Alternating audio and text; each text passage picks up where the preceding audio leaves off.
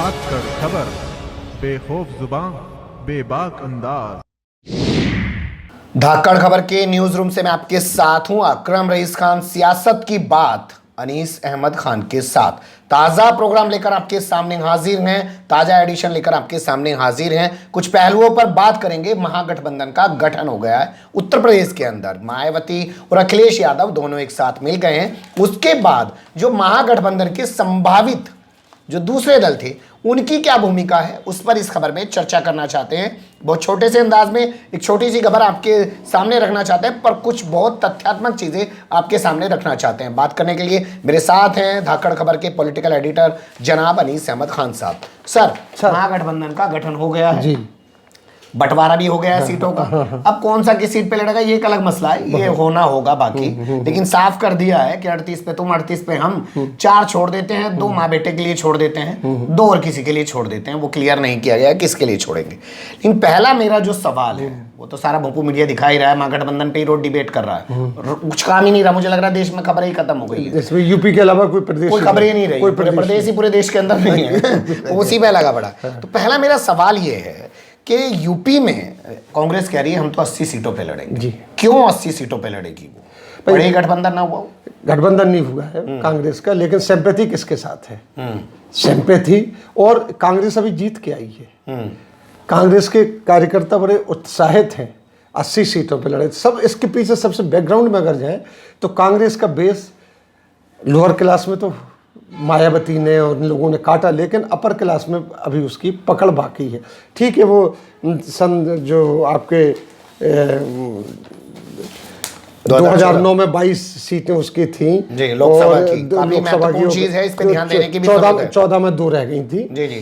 उसमें बीजेपी बसपा तो बिल्कुल साफी थी जी जी। समाजवादी पार्टी की फैमिली सीटें थी जी। आप ये कहना चाह रहे हैं 3 राज्यों में जो जीत मिली है कांग्रेस, अब आप देखिए उससे ज्यादा उत्साहित तो नहीं हो गया? 80 के 80 पे लड़ेंगे, 80 के 80 पे लड़ेंगे। ये फायदा जाएगा, ये फायदा बसपा और इसके गठबंधन को जाएगा, क्योंकि ये बिल्कुल मैं नहीं मानता हूं उसके पीछे कि कांग्रेस किसी तरीके से इस गठबंधन से अलग है, लेकिन सिंपैथी वाली बात है। आप ये कहना चाह रहे हैं, जहां तक मैं समझा हूं अभी तक आपका आशय, आप ये कहना वोट कटवा के तौर पे लड़ेगी कांग्रेस 80 के 80 सीटों? कांग्रेस बिल्कुल मतलब वोट कटवा पार्टी है वो नहीं है। हाँ। लेकिन आज कांग्रेस में समझदारी से बातें हो रही हैं। हाँ। ये नहीं कि हम ही लड़ेंगे और हार जाएंगे, ये नहीं। उस टैक्टिकली जिसको कहते हैं, जो चाणक्य नीति ये कहलाती ना, कभी दोस्त भी दुश्मन होता है लड़ाई में, कभी दुश्मन भी दोस्त होता है। ये आप कहना चाह रहे हैं जी। आपका कहने का मतलब ये है, आसान सा जो मेरी समझ में आया, कि 80 सीटों पे लड़ने का मतलब ये ना समझा जाए कि कांग्रेस जो है ओवर कॉन्फिडेंट हो गई है। देखिए कि इतने बड़े लोग इस गठबंधन के फेवर में, जो मैं अक्सर कहता रहता हूं कि उनका मेन मकसद, आप ये देखिए जो ये गठबंधन बना, इसका मेन मकसद कांग्रेस को गिराना नहीं है। मायावती की पूरी प्रेस कॉन्फ्रेंस में जो शुरू से आखिर तक कहा, उसने समाजवादी पार्टी के अपने अखिलेश ने तो कांग्रेस के बारे में कुछ ज्यादा कहा ही नहीं है। मायावती ने थोड़ा सा कहा कि उन्होंने धोखा दिया है, इतने लंबे टाइम उनकी सरकार रही हो, दलितों के लिए उन्होंने कुछ नहीं किया, इसके आगे बढ़ गई है वो। उसने और कोई आरोप नहीं लगाया पूरी प्रेस कॉन्फ्रेंस में जिसके माने, और 2 सीटें छोड़ दी क्या के? वो तो हरदम छोड़ते हैं, वो कभी भी नहीं लड़ा, कभी भी। लेकिन आपकी बात से जो मैं समझ पाया हूं, मुझे लगता है आप ये कहना चाह रहे हैं, हमारे दर्शक भी शायद समझ पाए हो, कि 3 राज्यों में जीतने के बाद ऐसा नहीं है 80 सीटों पर लड़ने का दावा कर रही कांग्रेस ओवर कॉन्फिडेंट है, ये उसकी रणनीति का हिस्सा है। देखिए जो कॉन्फ्रेंस हुई 80 सीट, उसमें कौन बैठा हुआ था? गुलाम नबी आजाद और राज बब्बर को तो मैं नहीं मानता हूं कि वो कोई पॉलिटिशियन, लेकिन गुलाम नबी आजाद कब से पॉलिटिशियन है, वो लोग राजनीति कर रहे हैं। उन्होंने मोदी को झटका गुजरात में दिया है, उन्होंने कर्नाटका में मोदी को झटका दिया है, 5 सीटों में 5 जगह जो चुनाव हुए हैं इनमें मोदी को झटका दिया है।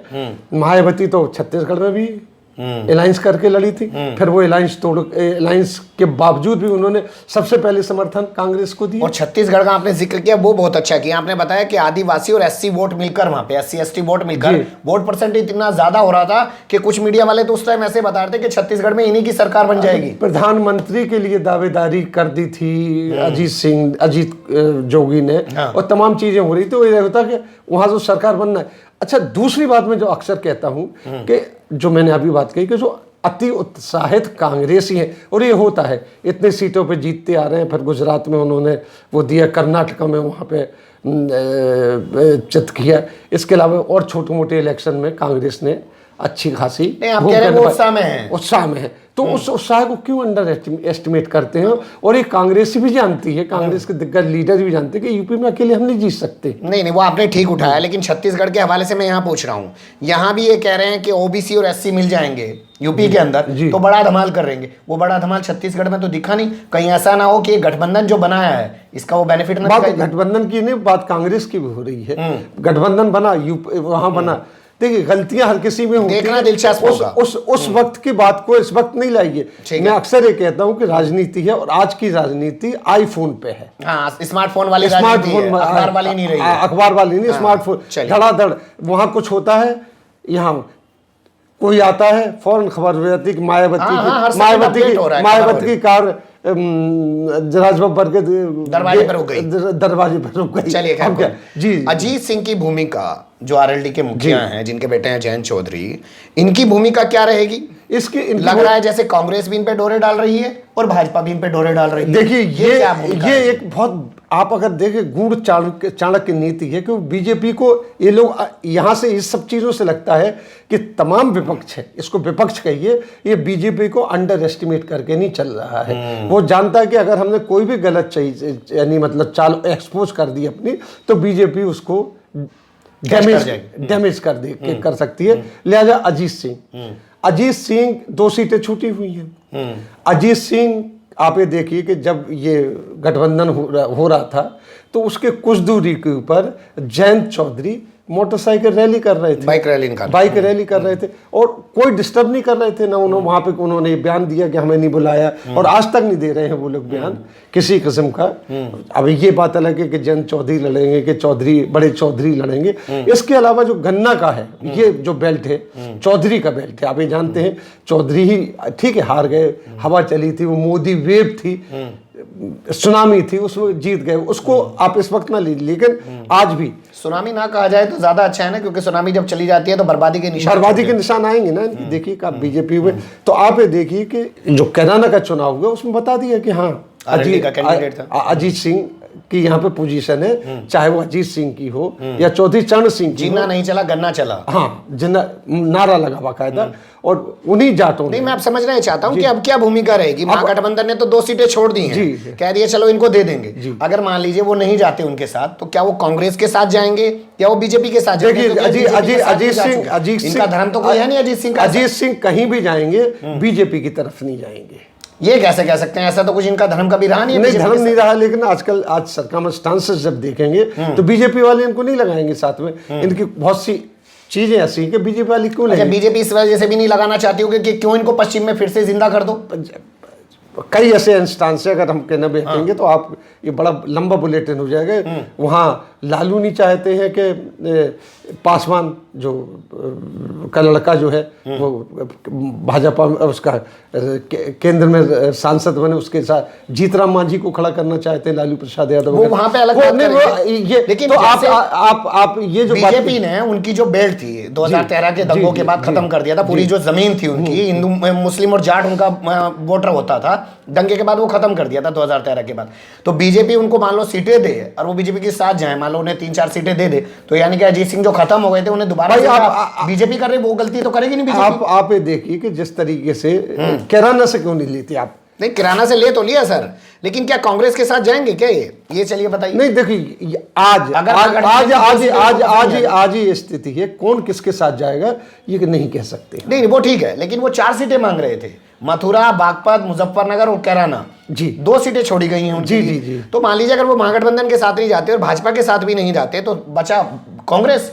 तो कांग्रेस जब 80 सीटों पे लड़ रही तो फिर नहीं, इसका मतलब कांग्रेस भी कह ही रहे हैं ना, लेकिन वो हो सकता है नहीं। अब आप ये देखिए ना, मैं आपको अलग से मैं एक बात आपको कहना चाहता हूँ बिल्कुल कि जो भोपू मीडिया जिस तरीके से कहते हैं ना, लगा के बैठता कि ऐसा हो जाएगा, ऐसा हो जाएगा, ऐसा।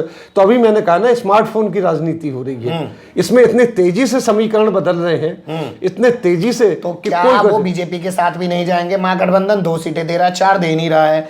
कांग्रेस के आने कह दिया 80 सीटों पे लड़ेगी, तो क्या अकेले लड़ेंगे? कैसा क्या निकल गया? नहीं, आप ये मत पूछिए कि अजीत सिंह किसके साथ लड़ेंगे, वो एंटी बीजेपी रहेंगे, एंटी बीजेपी रहेंगे और उनको सहारा मिलेगा। चलिए, तीसरा मेरा सवाल है, शिवपाल सिंह जो हैं वो काफी आजकल बड़े बेचैन से नजर आ रहे हैं और बड़े अपने उत्साही से नजर आ रहे हैं। कभी तो कह रहे हैं अखिलेश यादव क्योंकि भाई मैं आ जाता हूं तुम्हारे साथ, मुझे अपने साथ ले लो, मेरे बगैर अधूरा है। कभी वो कह रहे हैं कांग्रेस को कि मेरे बगैर अधूरा है महागठबंधन जो भी है, या कांग्रेस भी जो गठबंधन बनाएगी। शिवपाल सिंह जी, इसको कैसे समझते हैं?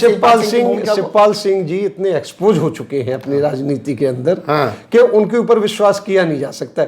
इनके ऊपर क्लियर इल्जाम है कि भाजपा इनको पैसे देके प्लांट कर रही है।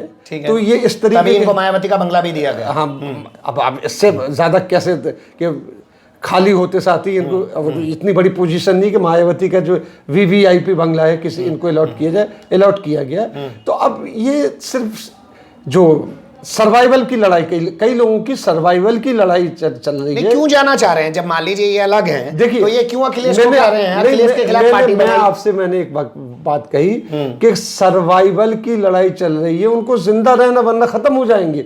तो वो इस तरीके की बातें करेंगे कि हमें कोई तो लगा ले साथ में। कहीं ऐसा तो नहीं है कि वो जानबूझ के साजिश के तहत जाना चाहते हो कि उनको देख के मायावती ने जो अखिलेश के साथ गठबंधन बनाया, मायावती को पुराना दौर याद आ जाए कि लखनऊ गेस्ट हाउस कांड। देखिए, वो लखनऊ गेस्ट हाउस तो मायावती ने बैठते साथ ही रिपीट किया है। नहीं, वो अखिलेश की बात है, अगर शिवपाल उनके बगल में आ जाएं तो क्या बिगड़ जाएगा? ये शिवपाल के बारे में बात मैं अब कह रहा हूँ कि वो एक स्टूज है, एक किस्म से प्लांट किए जा रहे हैं। वो इस वक्त बौखलाए हुए हैं। कहीं वो सांड वाली बात ना हो जाए कि उसको लाल वो दिखा देगा। बिल्कुल बौखलाए के आते आप कुछ भी कह लीजिए, वो बौखलाए हुए हैं। वो सर्वाइवल की लड़ाई चल रही है। वो ये सोच रहे थे कि हमने अलग पार्टी बनाई है, अलग आए हैं तो हम हमें सब लोग घास डालेंगे और हम लड़ेंगे। लेकिन अब उनको औकात तो वो पता चल रही, तो इस गठबंधन में भी आना चाहते हैं। और क्या करना समझना चाहता हूं आपसे, जो बार बार पूछ रहा हूं, वो आने के जो पीछे उनका राज है, वो सिर्फ अपने वजूद को बचाने के लिए हर जगह जाना चाहते हैं। वो जाके अपने वजूद के वो महागठबंधन नहीं, वो सिर्फ अपने वजूद को बचाना चाहते हैं, क्योंकि वो जानते हैं कि देखिए उनके आने को मायावती बर्दाश्त कर पाएंगे। अगर मान लीजिए वो आ जाए अखिलेश, उनको तो कोई नहीं बर्दाश्त कर रहा ना। अगर बर्दाश्त कर रहे होते तो उनको ऑफर दे दिया जाता। अखिलेश भी बर्दाश्त कर रहे तो उन्हें ऑफर दे दिया जाता। हम एक कांग्रेस कुछ गलत बहस में पड़ जाएंगे कि उन्हें कौन बर्दाश्त कर रहा है। कांग्रेस कोई बर्दाश्त नहीं कर रहा। वो अपनी आइडेंटिटी क्राइसिस है। आइडेंटिटी क्राइसिस उनके सामने है, उससे जूझ रहे हैं और प्रेस में, अखबार में नाम छपता रहे और उनको उनकी फंडिंग चल रही है एक जगह। चलिए, चौथा मेरा सवाल है, मैं बात करना चाहता हूं तेजस्वी यादव को। जी, बिहार के नेता हैं जी, लालू प्रसाद यादव के बेटे हैं, यूपी में आते हैं, पहले मायावती के चरण स्पर्श करते हैं साहब, जी, जी, फिर जाके डिनर या लंच जो भी है वो अखिलेश के साथ करते हैं। ये क्या दिखाता है? इसका क्या भाई, उन्होंने आते साथ यहाँ जो कहा है कि 80 सीटें यूपी की और 40 सीटें बिहार की, ठीक है, अगर ये 2 मिल जाती हैं तो हम प्राइम मिनिस्टरशिप के कैंडिडेट को सपोर्ट कर सकते हैं और हम सत्ता में आ सकते हैं। तेजस्वी और लालू, इनकी अगर आप पॉलिसी देखें इस खानदान की, तो ये प्रधानमंत्री के लिए वो नहीं है। और लालू की तो पॉलिसी आप देखिए, वो कांग्रेस के साथ रहा है, हरदम कांग्रेस के साथ था और लड़ाई भी यही थी। वो कांग्रेस के बाद कभी अलग नहीं हुआ। वो ठीक है, उनकी आइडियोलॉजी सब जानते हैं, लेकिन यहाँ के पैर छूना, अखिलेश के साथ लंच करना महागठबंधन के गठन के बाद, आपको अगर बिहार में क्या फायदा होगा? अपने पुराने और यूपी में क्या फायदा होगा? आप अपने पुराने जो हम लोगों का डिस्कशन हुआ है उसमें ये है कि एक बहुत स्ट्रॉन्ग लीडर्स की एक लॉबी है जो कि हिंदुस्तान के बहुत बड़े लीडर हैं। वो चाहते हैं कि एक ऐसा माहौल क्रिएट किया जब एंटी बीजेपी। मैं वोटों के हिसाब से समझना चाहता हूं। वोटों के साथ मायावती के पैर यहाँ छूने से वहां बिहार में कुछ बेनिफिट होगा? वोटों के हिसाब से आप समझते रहिए। यहाँ गठबंधन दूसरा, बिहार में असर होगा कि नहीं होगा, वो तो बिहार में अकेले जीत के आ रहा है। उसने कभी यहाँ नहीं आया। इनका है बॉर्डर एस्पेक्ट पे। और इसके पीछे आप देखिए, मैंने कई बार कहा, शरद यादव का नाम लिया है, शरद पवार का नाम लिया है, और बहुत से लीडरान हैं जो लगे हुए हैं। मतलब ये दिखा रहे हैं, ताकत बना रहे हैं। अभी हमें हम पड़े बिहार का ये बहुत अतकचरापन है जिस तरीके से भोपी मीडिया में चलता है कि वो कह देते हैं, क्योंकि आजकल रिपोर्टिंग नहीं चलती है, रिपोर्टिंग नहीं चलती है, रिपोर्ट नैरेटिव सेट किया जा रहा है, बस धारणा बनाई जा रही है, धारणा बनाई जाती है। तो ये कहना अधकचरापन है कि क्या हो जाएगा, ये बहुत बड़ी हलचल मची हुई है। आप अगर इमरजेंसी के बाद जाएं, जो जनता पार्टी वगैरह बनी थी, तो इसी तरीके से उसमें होता था कि 2 घंटे बाद एक खबर आती थी, हम लोग कवर करते थे, तो मालूम हुआ कि साहब जगजीवन राम की कार फलाने के घर के सामने रुकी है, भागते गए, ये गए वो गए, उन्होंने कहा साहब मैं, यानी कि अभी ये उठा पटक का दौर रहेगा। चल रहा है। उसके ऊपर मैं अगर आसान अल्फाज में कहूँ कि महागठबंधन की रणनीति है, जिसे शायद बीजेपी या जो ये भोंपू मीडिया है वो समझ नहीं पा रहा है। गलत भाई, हम अपने भड़ास की तरफ से कह रहे हैं कि हम नजर बनाए हुए हैं, आपको वो चीज बता रहे हैं कि जो गतिविधियां चल रही हैं ये बहुत तेजी से गतिविधियां चल रही हैं, और आगे जो खबर आती रहेगी हम आपको बताते रहेंगे। बहुत शुक्रिया सर।